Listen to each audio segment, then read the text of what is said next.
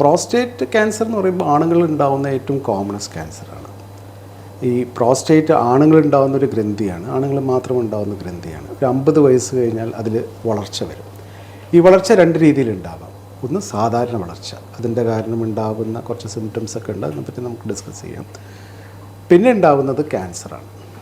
അപ്പോൾ ഈ സ്ത്രീകളിൽ ഇപ്പം നമുക്കറിയാം ബ്രസ്റ്റ് ക്യാൻസറാണ് വളരെ കോമൺ. അതിന് വേണ്ടിയിട്ട് പല ടെസ്റ്റുകളും കാര്യങ്ങളും ഉണ്ട്. വേൾഡ് ഓവർ ലങ് ക്യാൻസർ, അത് ആണുങ്ങളുണ്ടാകുന്ന ഒരു കോമൺ ക്യാൻസറാണ് പ്രോസ്റ്റേറ്റ് ക്യാൻസർ. സർ, ഈ ക്യാൻസർ ഉണ്ടാവാനുള്ള കാരണങ്ങൾ എന്തൊക്കെയാണ്? ഇപ്പോൾ ഈ പ്രോസ്റ്റേറ്റ് ക്യാൻസർ ഉണ്ടാവുന്ന കാരണങ്ങൾ ഒരു കാരണമുള്ളത് ഹെറിഡിറ്ററിയാണ്.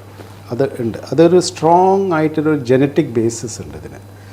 ഇപ്പം നമ്മുടെ ഒരു ഫാമിലി ഹിസ്റ്ററി ഉണ്ട്, നമ്മുടെ ഫാദർ ഓർ അങ്കിൾസ് അല്ലെങ്കിൽ ബ്രദർ അങ്ങനെ ഉണ്ടെന്നുണ്ടെങ്കിൽ അപ്പോൾ അതിൽ നമുക്കുടെ chances to get prostate cancer വളരെ കൂടുതലാണ്.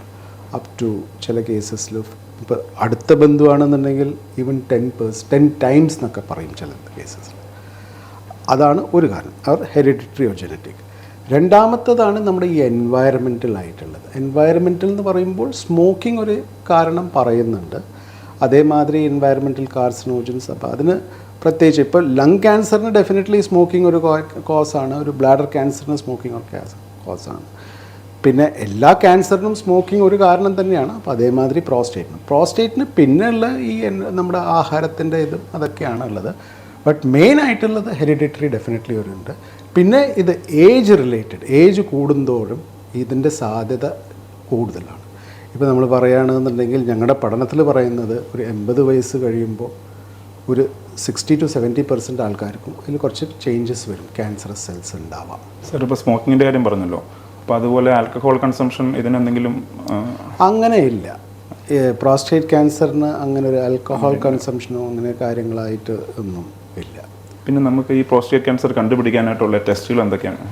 അപ്പോൾ ഇതിനാണ് ഈ പ്രോസ്റ്റേറ്റ് ക്യാൻസർ കണ്ടുപിടിക്കാനുള്ള ടെസ്റ്റുകൾ എന്ന് പറയുമ്പോൾ നമുക്ക് ഇപ്പോൾ ഇന്നത്തെ കാലത്ത് ഇപ്പോൾ എല്ലാവരും ക്യാൻസറിനെ പറ്റിയിട്ട് വളരെ ബോധവൽക്കരണം കൂടിയിട്ടുണ്ട്. അപ്പോൾ എല്ലാവരും അതിനെ ഒരു ഏർലി ഡിറ്റക്ഷൻ, അപ്പോൾ നമ്മൾ ബ്രസ്റ്റ് ക്യാൻസറിന് മാമോഗ്രാം ചെയ്യുന്നു, പിന്നെ അതേമാതിരി ബ്ലാഡർ ക്യാൻസർ, അപ്പോൾ മെയിനായിട്ട് ബ്രസ്റ്റ് ക്യാൻസർ ഇത് കോമൺ ക്യാൻസറാണ്. പിന്നെ കോളൻ ക്യാൻസറിന് എൻഡോസ്കോപ്പി അല്ലെങ്കിൽ അതിനായിട്ടുള്ള ബ്ലഡ് ടെസ്റ്റ് ചെയ്യുന്നു.